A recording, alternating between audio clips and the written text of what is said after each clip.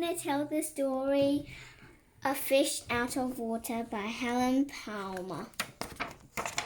This little fish, I said to Mr. Carp, I want him, I like him, and he likes me. I'll call it Otto.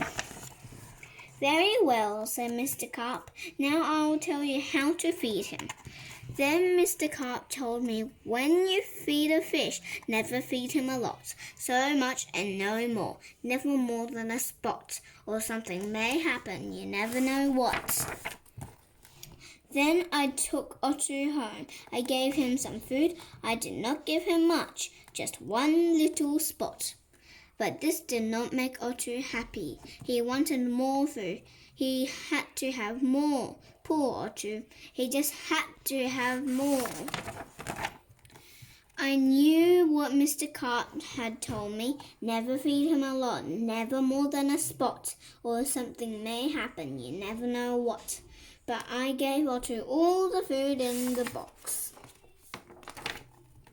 Then something did happen. My little Otto began to grow. I saw him grow. I saw him grow and grow. Soon he was too big for his little fish bowl. There was only one thing to do. I put Otto into the flower bowl. There, Otto, I said, this will hold you. But no, the flower bowl did not hold him. Otto went right on growing. This was not funny at all. His tail was growing right out of the top. I grabbed the flower bowl. I ran with it. Otto, I said, I know just where to put you. Then you will be all right. I put him in a big pan, but Otto was not all right. I saw him grow some more. Very soon he was too big for the pan. I put him in pan after pan. He was growing so fast. Poor Otto, my poor little fish. Oh, why did I feed him so much?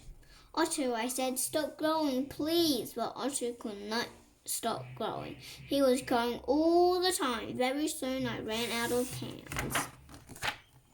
Otto had to have water. There was just one thing to do. I did. I grabbed him by the tail. I ran with him up to the bath. The bath is big. It can hold lots of water. At last, there, Otto. I said, this bath holds my father. This bath holds my mother, so it will hold you. But the bath did not hold him at all. He went right on growing. Oh, Otto, I said, what can I do now? Then crash, the door went down.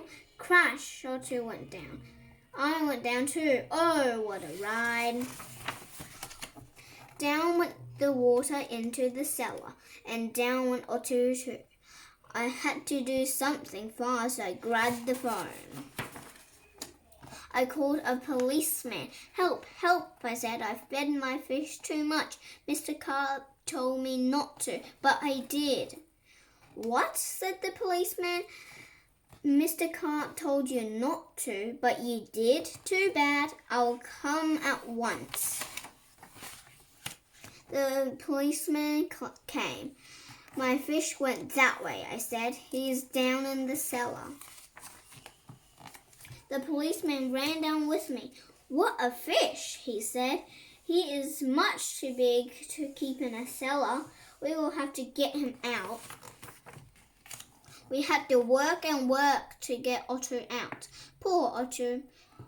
Oh, why did I feed him too much? Mr. Carp told me something would happen, and it did. Now we had Otto out of the cellar, but now Otto had no water at all. A fish has to have water, I said to the policeman. We must take him to water. Get help. Call for help on the radio. The policeman called on the radio. He called for the fireman. Help, help, he said. A boy has fed a fish too much. A boy has fed a fish too much. We will come at once. Then the firemen came. They all helped to get Otter up. But where can we take him? I asked. Uptown? Downtown? To the pool, yelled the fireman. To the pool, I yelled, and please hurry. They did hurry. The fire engine with Otter came right up to the pool. The fireman yelled, "Everyone get out of the pool. This fish is going in."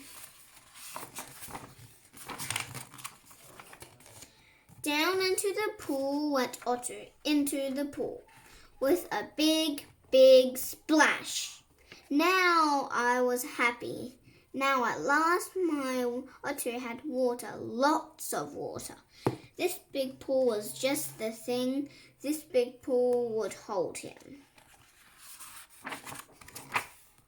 But Otter went right on growing, and no one wanted Otter in the pool. They did not like Otter at all. "You take that fish out of here," they yelled. There was just one thing to do. I did it. I ran to the phone. I called Mr. Carp. "Please, please help me," I said. "I fed Otter too much." "Oh dear," said Mr. Carp. "So you fed him too much. I knew you would. I always say don't, but you boys always do. Yes, I'll come." Then Mr. Carp came. He had a black box in his hand. He had a lot of other things too. "What are you going to do, Mr. Carp?" I asked him, but Mr. Carp said nothing. He just went right up to the pool.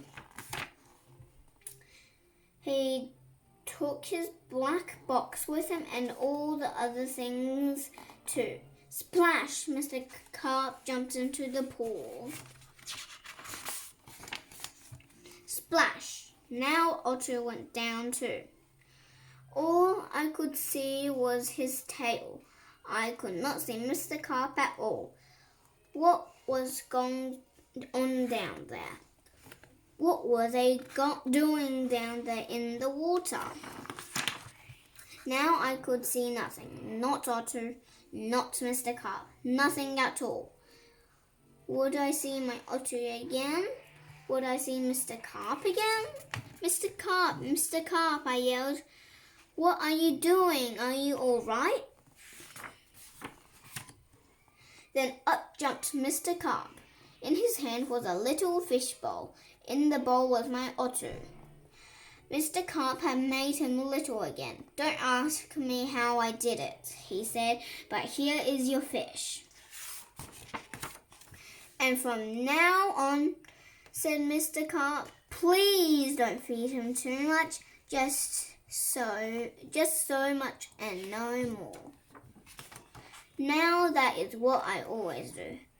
Now I feed Otter so much and no more, never more than a spot or something may happen. And now I know what. The end. Bye.